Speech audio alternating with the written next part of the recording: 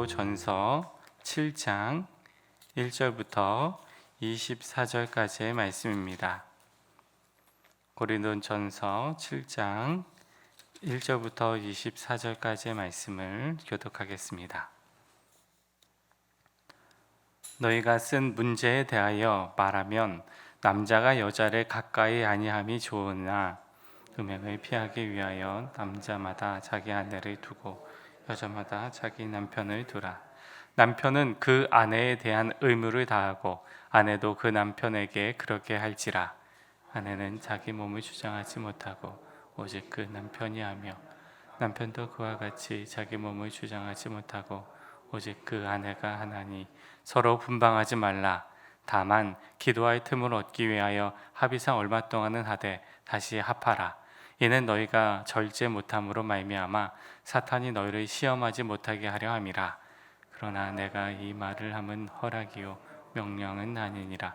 나는 모든 사람이 나와 같기를 원하노라. 그러나 각각 하나님께 받은 자기의 은사가 있으니 이 사람은 이러하고 저 사람은 저러하니라. 내가 결혼하지 아니한 자들과 과부들께 이르노니 나와 같이 그냥 지내는 것이 좋으니라. 만일 절제할 수 없거든 결혼하라. 정욕이 불같이 타는 것보다 결혼하는 것이 나으니라. 결혼한 자들에게 내가 명하노니 명하는 자는 내가 아니요 주시라.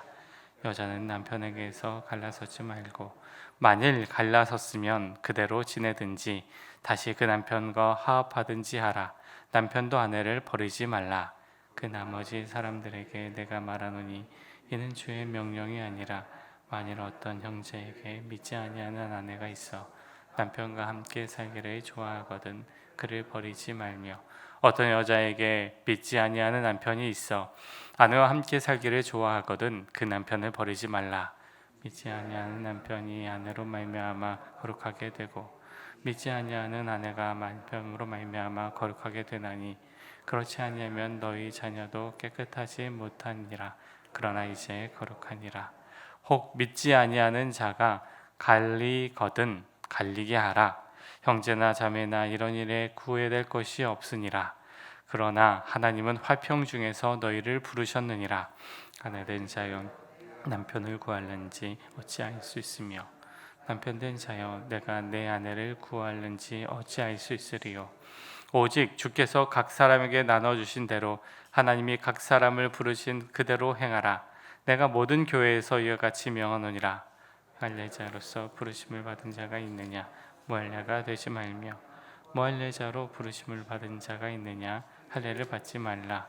할례 받는 것도 아무것도 아니요 할례 받지 아니하는 것도 아무것도 아니로되 오직 하나님의 계명을 지킬 따름이니라. 각 사람은 부르심을 받은 그 부르심대로 지내니라. 내가 종으로 있을 때에 부르심을 받았느냐 염려하지 말라. 그러나 내가 자유롭게 될 수 있거든 이것을 이용하라. 주 안에서 부르심을 받은 자는 종이라도 주께 속한 자인이요 또 그와 같이 자인으로 있을 때에 부르심을 받은 자는 그리스도의 종이니라. 너희는 값으로 사신 것이니 사람들의 종이 되지 말라. 형들아 너희는 각각 부르심을 받은 그대로 하나님과 함께 거하라. 아멘. 하나님 감사합니다. 오늘도 우리를 깨워주셔서 새벽 제단을 쌓을 수 있도록 우리의 발걸음 인도하셔서 감사합니다. 하나님 오늘을 살아가는 모든 주의 자녀들의 삶의 자리에 우리 하나님께서 부르신 대로 살아가고 또 부르심 받은 대로 하나님과 함께 살아갈 수 있도록 은혜를 내려 주옵소서. 예수님의 이름으로 기도드립니다. 아멘. 오늘부터 고린도전서 이제 7장 말씀을 읽었는데 7장부터는 분위기가 완전히 바뀝니다. 1장부터 6장까지는 고린도 교회 안에 있었던 이제 도덕적인 문제, 윤리적인 문제, 또 파벌 문제 그런 부분들을 1장부터 6장까지 이제 다뤘다면 7장부터 이제 16장 마지막까지는 고린도 교회의 성도님들이 바울에게 질문한 질문들에 대해서 사도 바울이 답변을 이제 하는 형식이 바로 이제 7장부터 나옵니다. 고린도의 성도님들이 편지를 통해서 내용 자체를 보면 이제 서신을 주고받은 그런 흔적이 안에 있는데, 근데 그 앞선 고린도전서 앞에 이제 성도들과 주고받은 편지는 이제 남아있지 않아서 우리는 모르고, 어찌되었든 고린도 교회 성도님들이 서신을 통해서 질문한 내용들에 대해서 사도 바울이 답변으로서 이제 해주는 말씀이 7장부터 마지막까지 나타나게 됩니다. 여러 가지 질문이지요. 고린도시는 우리가 전에도 말씀 나눴었는데 세속적인 도시입니다. 그래서 우상숭배와 그리고 쾌락이 난무한 그런 도시이지요. 그런 도시에서 어떤 이들은 극도의 쾌락주의로 나아가고, 또 어떤 이들은 극도의 금욕주의로 나아가는 그런 극단의 모습들이 고린도 교회 가운데 이제 나타나게 되었습니다. 그래서 성도님들은 가정을 이루는 것이 그게 정말 옳은 일인가, 결혼하는 것이 잘 되는 건가, 이 갈피를 잡지를 못했습니다.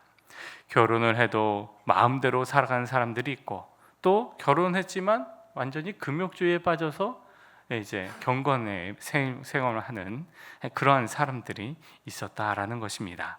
이에 대해서 사도 바울은 이렇게 말씀하지요. 오늘 본문 1, 2절 말씀을 다시 한번 읽겠습니다. 1, 2절 시작.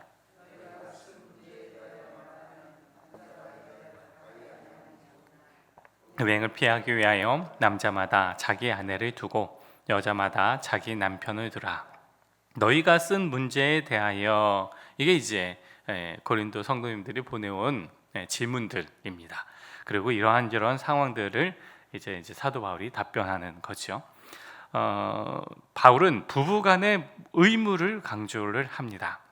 내 몸의 주권이 배우자에게 있는 것이 아니라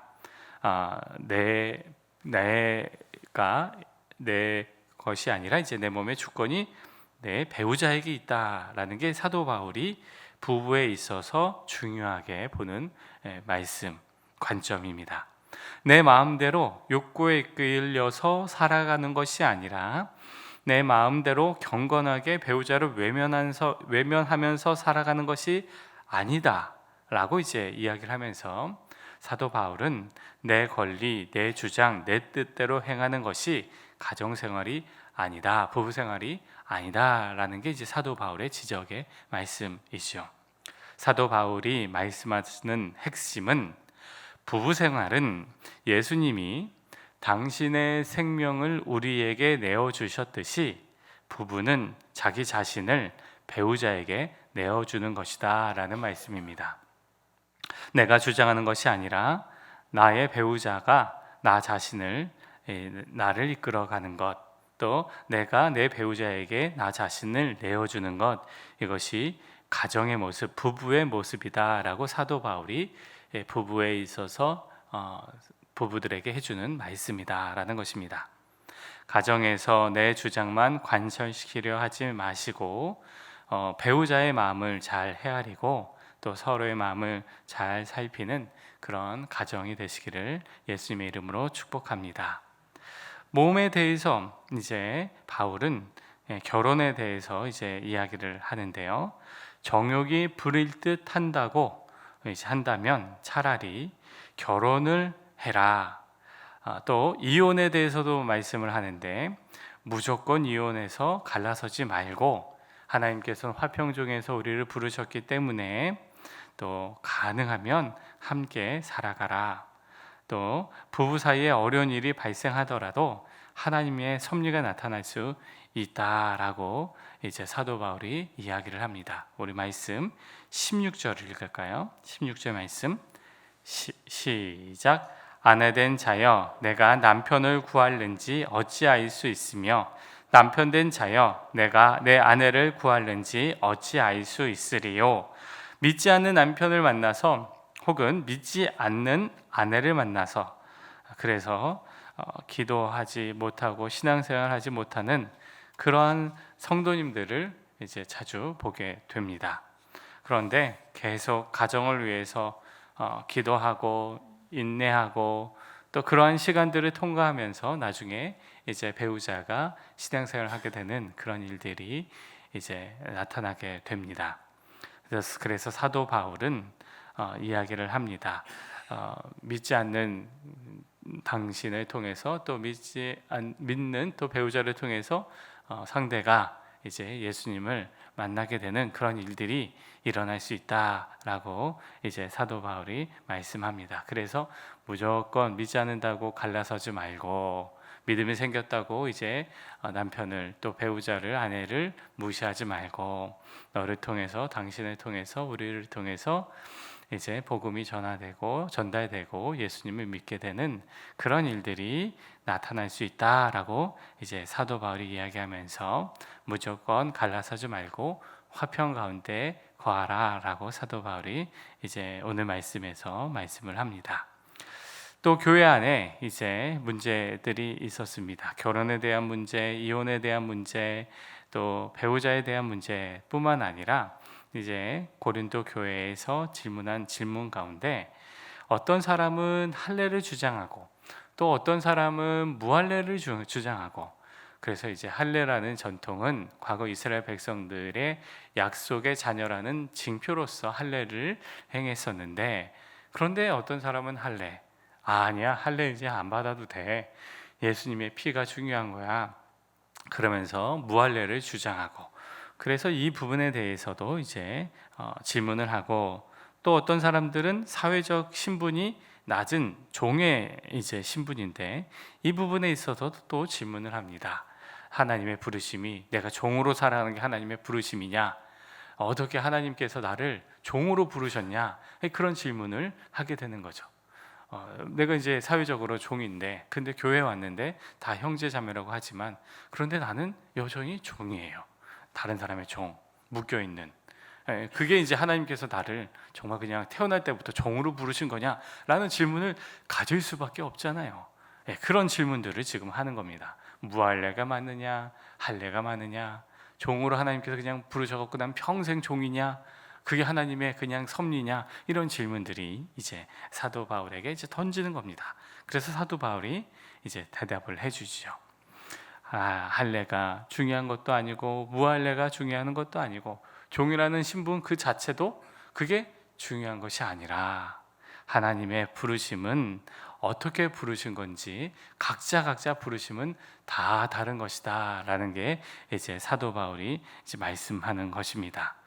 그러면서 이제 어떠한 상태로 또 어떠한 신분이건 그것이 아니라, 우리가 부르심은, 하나님께서 말씀하시는 그 부르심은 이제 어떤 직급이 아니라 예수 그리스도의 복음으로 말미암아 변화된 그 삶이 하나님의 부르심이다라고 사도 바울이 말씀합니다.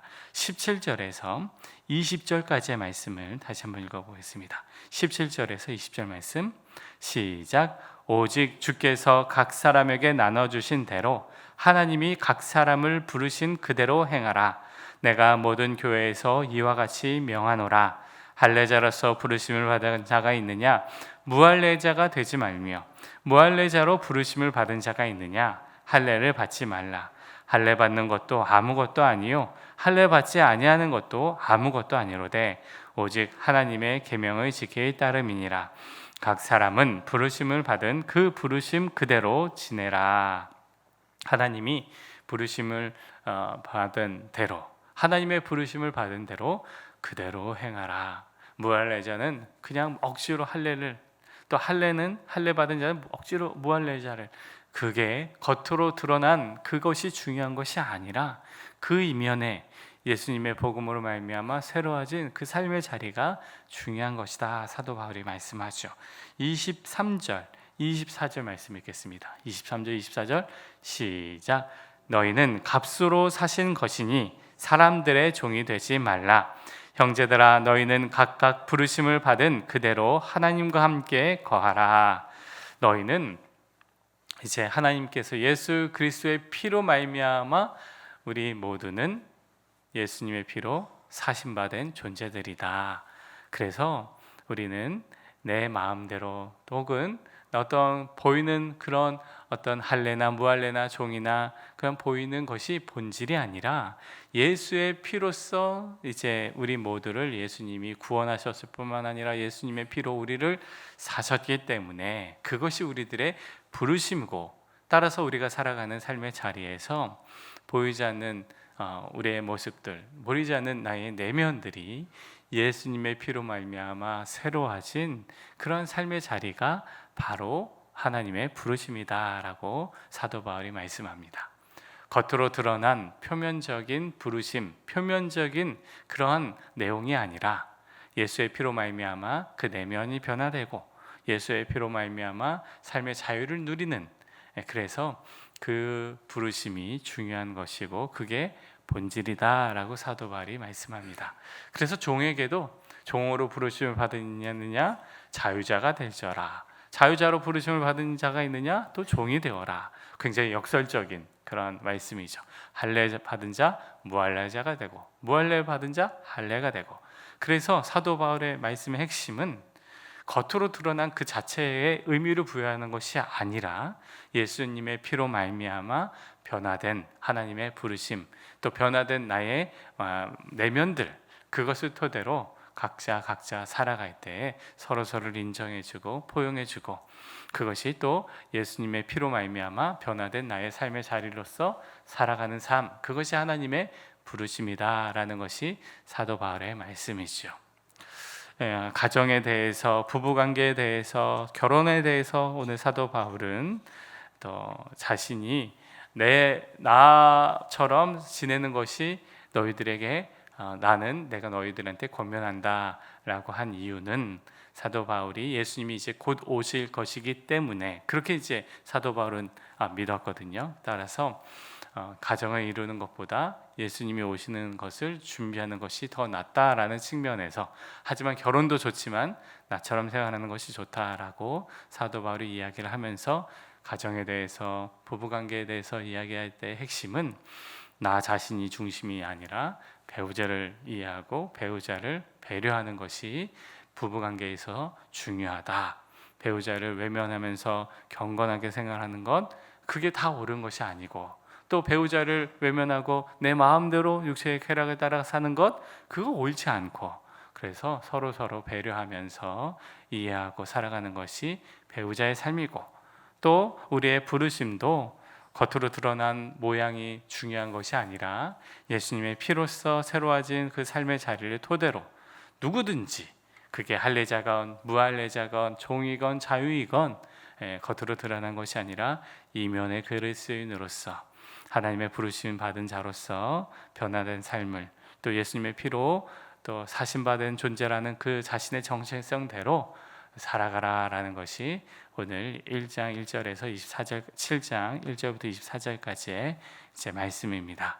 오늘 살아갈 때에도 내 배우자를 또 생각하고 또 배려하고 이해하고자 노력하고, 또 우리가 살아가는 또 삶의 자리에서 나와 다른 그런 모습과 또 나와 다른 가치관을 또 생각을 갖고 있는 사람들이 있다 하더라도 내 마음에 정죄하게 보다 이해하고 또 포용할 수 있는 그러한 넉넉한 은혜가 우리의 삶의 자리 가운데 나타나게 되기를 예수님의 이름으로 축복합니다. 함께 기도하겠습니다. 이제 함께 기도할 때 하나님, 주님께서 나에게 허락해 주신 가정, 배우자, 나의 자녀들 이해하고 용납하고 포용할 수 있는 마음, 넉넉한 마음들을 우리에게 허락하여 주시옵소서. 그리고 우리가 살아가는 삶의 자리에서 각자 모양이 다 다른데 주님, 내가 저들을 이해할 수 있는 넉넉한 마음을 허락해 주십시오. 정죄하지 않게 하여 주시고 내 마음에 또 예수님의 피로 내가 사심받은 또 존재인데 어떤 사람들 만나든지 내 마음이 넉넉하게 이해할 수 있는 그런 은혜들, 그런 마음들 우리 모두에게 허락하여 주시옵소서. 함께 기도하겠습니다. 하나님 아버지, 오늘 말씀을 통해서 가정에 대해, 부부 사이에 대해서 말씀하여 주시니 감사합니다. 이해하고 포용하고 또 기다릴 수 있는 마음들을 우리에게 허락하여 주시옵소서. 배우자를 이해하기 원합니다. 배우자를 용납하기 원합니다. 주님 기다리게 하여 주시고, 아버지 넓은 마음으로 또 주님께서 사랑해 주시는 그 마음으로 아버지 이해하고 받아들이고 기다리는 모든 주의 자녀들의 삶의 자리들, 부부 관계의 삶의 자리들 되게 하여 주시옵소서. 하나님, 우리가 만나는 사람들 너무나도 다양합니다. 각자의 모양대로 아버지 살아갈 때 주님, 그것이 다 부르심이 아니라 하나님, 무엇보다도 중요한 것은 겉으로 드러난 모습이 아닌 예수 그리스도의 피로써 새로워진 삶의 자리인 줄을 믿사오니 하나님, 우리들을 붙들어 주시고 우리의 삶의 자리에서 아버지 새로운 사람들, 다른 사람들 이해할 수 있는 넉넉한 마음들이 허락하여 주시옵소서. 우리들의 부르심은 예수님의 피로 말미암아 새로워진 정체성임을 기억하며 우리의 삶의 자리에서 나는 값으로 사신받은 존재들이라는 사실을 기억하며 주님 은혜 가운데 믿음으로 살아갈 수 있도록 주여 도와주시옵소서. 주님 함께 하실 은혜들을 기대합니다. 동행해 주시옵소서. 주님과 동행하는 삶이 되게 하여 주시옵소서. 하나님 아버지, 고린도 교회 가운데 다양한 문제들, 또 다양한 질문들이 있었습니다. 사도 바울이 오늘부터 말씀 가운데 고린도 교회에 있었던 문제들을 하나하나 그 질문들에 대해서 답을 하며 또 하나님의 말씀, 또 하나님의 지혜들을 제공해 주는 것을 살펴보았습니다. 하나님, 부부 관계에서 우리가 배우자를 이해하지 못하고 또 용납하지 못할 때가 있음을 고백합니다. 우리들의 연약함을 불쌍히 여겨주시고 마음을 열고 이해하고 또 용납하고 포용할 수 있는 넉넉한 은혜가 우리의 모든 죄의 자녀들의 가정가운데 나타날 수 있도록 주님 도와주시옵소서. 각자 부르심의 자리들은 다르지만 그러나 예수 그리스도의 피로써 사신받은 존재라는 사실은 모두가 동일합니다. 주님, 우리가 만나는 사람들 가운데서 너무나도 모습이 다르고 생각이 다르다 할지라도 우리가 나 자신을 주장하기에 앞서서 사람을 이해하고 포용할 수 있는 그러한 은혜들이 먼저 우리들 가운데 있게 해주시고 무엇보다 예수님의 피로써 새로워진 그 정체성을 기억하며 하나님의 부르심이 나의 삶의 자리에 변화된 삶의 자리에 있다는 사실을 기억하며 오늘도 주님과 함께 믿음으로 또 변화되고 또 믿음으로 살아가는 우리 모두가 되게 하여 주시옵소서. 예수님의 이름으로 기도드립니다. 아멘. 하늘에 계신 우리 아버지, 아버지의 이름을 거룩하게 하시며 아버지의 나라가 오게 하시며 아버지의 뜻이 하늘에서와 같이 땅에서도 이루어지게 하소서. 오늘 우리에게 일용할 양식을 주시고 우리가 우리에게 잘못한 사람을 용서해 준 것 같이 우리 죄를 용서하여 주시고 우리를 시험에 빠지지 않게 하시고 악에서 구하소서. 나라와 권능과 영광이 영원히 아버지의 것입니다. 아멘.